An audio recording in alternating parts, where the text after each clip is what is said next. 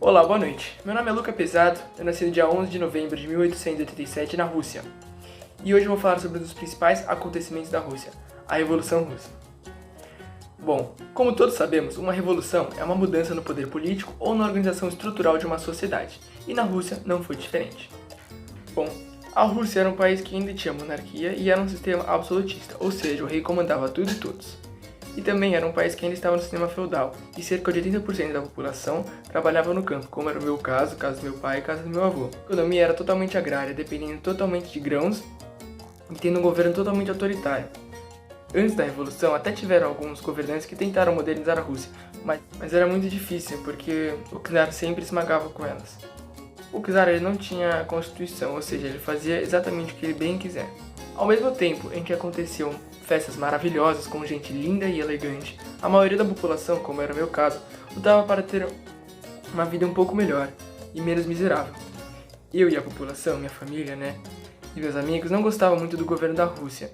Então a gente decidiu criar o Partido Social Democrata Russo. E depois de um tempo, houve uma briga na liderança, eu não lembro muito bem, que dividiu o governo em dois grupos. Os mencheviques, que significam minoria da população, que eram realmente a minoria da população, chefiadas pelos Plekhanov e Martov, que acreditavam numa união das massas populares e da burguesia, defendendo uma mudança lenta para o sistema socialista. Para eles, era necessário acelerar a modernização do capitalista e depois transformar uma Duma. E o segundo grupo eram os bolcheviques, que em russo significa maioria, chefiadas por Lenin, defendiam uma revolução socialista fundamentada nas teorias de Karl Marx e pregavam a união de operários e camponeses contra o czar. Em 1905, ocorreu uma guerra entre a Rússia e o Japão, onde o Japão saiu vencendo facilmente e a Rússia foi muito humilhada. Tomou um pau para o Japão. Peraí, eu vou fazer. Isso fez com que várias pessoas morreram, várias pessoas perderam dinheiro, e isso deixou a população mais brava. Principalmente meu pai e minha mãe, a gente ficou muito revoltado. Então a gente achou que a gente tinha que se manifestar, fazer uma passeata pacífica em frente ao palácio. Porém o czar, ele achou que a gente estava fazendo alguma revolução, alguma coisa do tipo. Então ele mandou matar todo mundo. Só que como meu pai e minha mãe eles são muito inteligentes, a gente era um dos últimos a passeata. Ou seja, quando o pessoal começou a atirar na gente, meu pai e minha mãe saiu correndo junto com ele, Meu pai e minha mãe me pegaram pelo braço e a gente saiu correndo, Porque eu ainda era meio que jovem na época. E esse dia ficou conhecido como Domingo Sangrento, porque houve muito sangue, Um derramamento muito grande de sangue, cerca de 90 pessoas morreram, e foi no domingo. E também é conhecido como ensaio geral, pois a revolução podia ter começado ali. E logo após muita pressão que a gente fez nele, ele decidiu convocar uma Duma, que é a Constituição.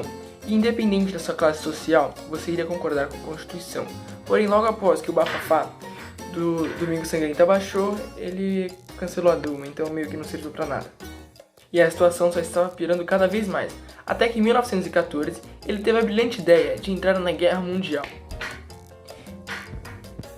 E essa decisão, sem dúvida alguma, foi uma das piores decisões que ele já tomou em toda a sua carreira, Podemos dizer assim. Pois essa decisão deixou a população inteiramente com fome, tirando uma pequena parcela da população. Várias pessoas morreram, várias pessoas perderam terra, e isso deixou o povo muito insatisfeito e a sua aprovação estava diminuindo muito. Chegou o ponto de alguns soldados irem para a guerra sem mantimentos. Bom, vários amigos meus estavam morrendo, vários conhecidos meus estavam morrendo, muita gente estava morrendo, muita gente mesmo. Várias pessoas, quase todas as pessoas estavam passando fome na Rússia, Então a gente viu que a gente não ia ter outra escolha, então a gente decidiu meio que tomar o poder, sabe? Então a gente foi por meio de uma passeata, E o czar, obviamente, mandou as tropas matarem a gente, Só que as tropas meio que se recusaram, porque imagina você ser um soldado, E você tem que atirar no seu próprio filho ou no seu próprio irmão. Então eles meio que recusaram a fazer isso, e a gente foi pro palácio, E a gente obrigou o rei a abdicar do trono. Então, a Duma decidiu fazer um governo provisório. Porém, esse governo foi um caos, pois só trocava de governante, e bem nesses momentos, Lenin voltou para a Rússia, pois estava isolado, porque era totalmente contra o governo do czar, então ele, obviamente, exilou Lenin, com dois temas: pão, paz e terra, e todo o poder aos soviéticos. Bom, você deve estar se perguntando o que ele quis dizer com todo o poder aos soviéticos. Logo após o Domingo Sangrento, um grupo de pessoas que era contra o czar surgiu, e quem fazia parte desse grupo geralmente eram os operários, os camponeses e os soldados. E o que ele quis dizer com pão, paz e terra? Pão, ele quis alimentar a população, paz, saída da guerra, e terra, reforma agrária. Porque quando o governo provisório subiu ao trono, né, eles até fizeram algumas melhorias, porém eles não saíram da guerra. Então, Lenin e os bolcheviques, a maioria da população, decidiram entrar no palácio, invadir o palácio e declarar que a partir dali eles queriam governar a Rússia. Porque Lenin, querendo ou não, ele tinha muitos apoiadores que eram soviéticos. Porque não adianta, sei lá, eu agora, né, que a Rússia está bem estruturada, né, graças a Deus, quero mudar a Rússia, eu não vou conseguir mudar a Rússia. Eu tenho que ter o quê? Apoiadores. Se eu começar a gritar, vamos mudar a Rússia, não vou conseguir, entendeu? E eu preciso de ter apoiadores. E isso Lenin já tinha, que eram os soviéticos. Então, apenas no dia 25 de outubro de 1917, considerou a Revolução Russa. Então, você pode ver que uma revolução não acontece assim, do dia pra noite. É um processo bem demorado. Desde 1905 ela está acontecendo até 1917 ela se concretizar. E esse novo governo do Lenin, dos bolcheviques, foi um governo extremamente autoritário. Ele declarou que ia controlar os soviéticos e os sindicatos, e também queria tomar os meios de produção do povo para depois distribuir igualmente para todos. Ou seja, todo mundo comia igual. E um dos pontos positivos foi que ele reconheceu as terras aos servos, deu terra para quem não tinha terra e alimentou a população. E também, como objetivo principal, ele conseguiu tirar a Rússia da Primeira Guerra Mundial. E isso, independente da sua classe social ou não, que deixou feliz porque isso ajudou a todos. Uma medida bastante autoritária, né, foi que o Partido Bolchevista, né, ou também o Partido Comunista, seria o único partido daquela época. O único, ou seja, só teria aquele partido, não teria o PSD. Ah, não tem, né? Sou um russo, deixa quieto. Esse governo, querendo ou não, ajudou várias pessoas. Porém, as pessoas que foram tiradas do governo, o resto da aristocracia russa, os mencheviques, ficaram bravos, né, com o governo, porque eles não estavam gostando muito do governo. Então eles decidiram se juntar e formar o Exército Branco. E a partir daí, houve uma guerra civil. Esse novo exército iria começar a lutar contra o governo pelos seus ideais. E essa guerra durou cerca de 3 anos, entre 1900 e... caramba, quando foi que começou mesmo?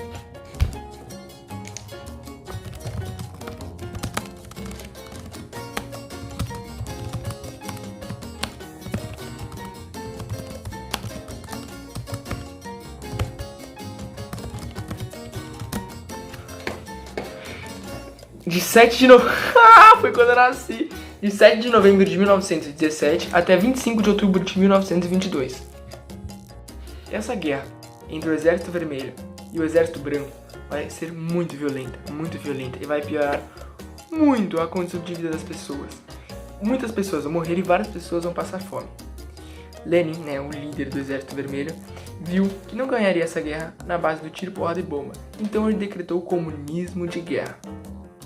Bom, esse comunismo de guerra foram várias medidas que o Lenin tomou para ajudar o Exército Vermelho a ganhar a guerra.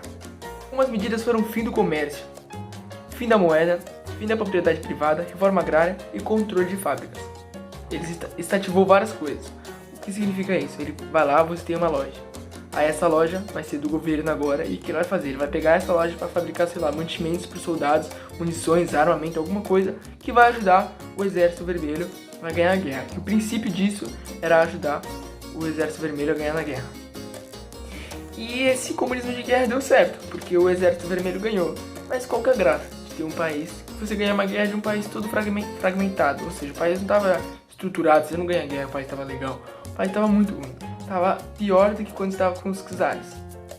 Então Lenin, ele viu que ele precisava mudar, né?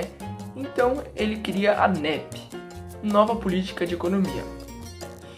O que ele falou basicamente era dar um passo para trás para dar 2 para frente, que consiste em usar alguns métodos do capitalismo para estruturar a Rússia para depois implementar os métodos socialistas. Os métodos foram a volta do comércio, a volta da moeda e volta da agricultura, mas não a volta da propriedade privada, ou seja, ainda eram propriedades estatais. Esse sistema, né, a NEP, foi muito bom, pois desenvolveu muito a agricultura, muito. E bem quando ela estava no seu auge, no seu ápice, Lenin morre. Então o pessoal do partido estava em dúvida em quem seria o sucessor dele. Então surgiram 2 integrantes. O primeiro seria Leon Trotsky, que estava com Lenin há muito tempo. tanto até que ajudou o Lenin a invadir o palácio. O outro candidato era Joseph Stalin, que começou como militante e foi crescendo no cargo. Os dois achavam muito importante você expandir a Rússia para outros países e melhorar a Rússia. Ou seja, eles achavam importante você internacionalizar a Rússia, a Revolução Russa, e também melhorar ela. Porém, os dois tinham uma grande diferença, que era na ordem disso. Para Trotsky, era muito mais importante você internacionalizar a Revolução Russa para outros países, porque senão ela poderia ficar sozinha, fora dos comércios e fora de outras coisas, do que desenvolver a Rússia. Já para Stalin, ele achava o contrário, que você primeiro deveria desenvolver a Rússia, para ela servir como um exemplo para os outros países, e depois você internacionalizar, porque a condição da Rússia estava meio lenga-lenga. Quem foi que ganhou foi Stalin, e para você ver o nível de crueldade desse cara, como ele ganhou, o Trotsky foi embora da Rússia, porque ele não era louco de ficar no mesmo país, que incomodava era o seu arqui-inimigo. Para você ver o nível dele, há uma história, que ele foi pro México, e ele mandou um espião, ir para estar na mesma faculdade que a filha dele, namorar com essa filha, conquistar a filha, e quando ele apresentasse para o pai dela, ele fosse matar a família dele. E o governo de Stalin? Ele já começa logo desenvolvendo a economia, porque era o que ele pensava que deveria acontecer primeiro. Como ele desenvolveu isso? Ele desenvolveu criando os planos quinquenais, que foram muito bons para a industrialização. Ele construiu muitas indústrias, fábricas, fez obras públicas, aumentando o emprego na Rússia e a educação. Em menos de 30 anos, o socialismo fez a União Soviética. Ele fez em menos de 30 anos a União Soviética uma das principais potências mundiais. Por outro lado, ele criou uma ditadura sangrenta e autoritária, porque ele meio que desconfiava de todo mundo. Então ele meio que torturava várias pessoas que supostamente não eram a favor do governo dele. E ele espalhou também vários espiões na cidade para que se alguém falasse mal dele, ele torturasse essa pessoa e matasse. Então foi um governo muito autoritário. Eu espero que você tenha gostado desse vídeo. E é isso. Meu Deus, nossa, tô calor, velho.